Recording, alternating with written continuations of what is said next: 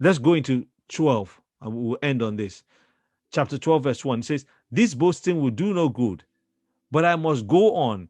I will reluctantly tell you about visions and revelations from the Lord. I was caught up to the third heaven 14 years ago. Whether I was in my body or out of it, I don't know. Only God knows. Yes, only God knows whether I was in my body or outside my body.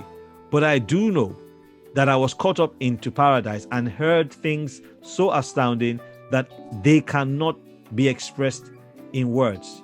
Things no human is allowed to tell. That experience is worth boasting about, but I'm not going to do it. You see, some folks will brag about their visions and their revelations and use it to intimidate us, like they're the closest thing next to heaven. Paul says, I've had spiritual experiences, but I'm not going to brag about this. I'm not going to make a whole ministry out of spiritual experiences. I'm not going to do it. He says, I will boast only about my weaknesses. If I wanted to boast, I would be no fool in doing so, but I would be telling the truth.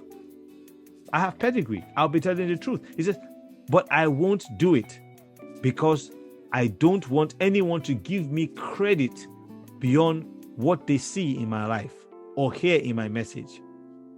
Even though I have received wonderful revelations from God, so to keep me from becoming proud, I was given a thorn in my flesh, a messenger from Satan to torment me and keep me from becoming proud.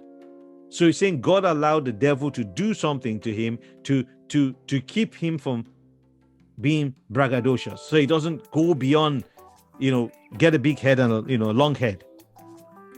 3 times I begged the Lord to take it away from me. Each time he said, my grace is all you need. My power works best in weaknesses. So I am glad to boast about my weaknesses so that the power of Christ can work through me. That is why I take pleasure in weaknesses and in the insults. Some of you, if somebody insults you, you go into a rage.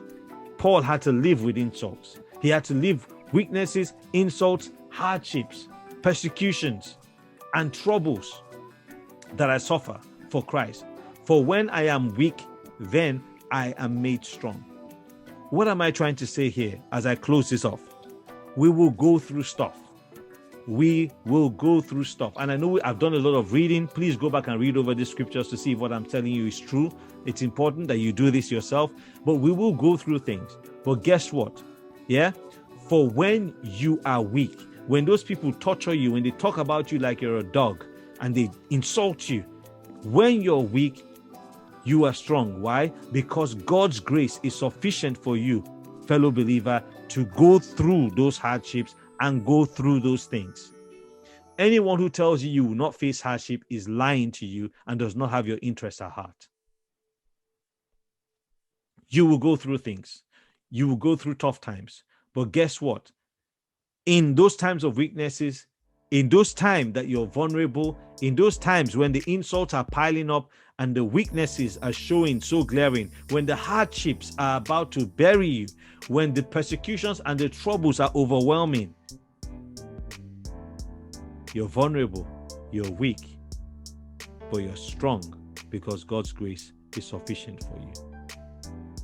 We walk by faith and not by sight, and I hope that this message has blessed you.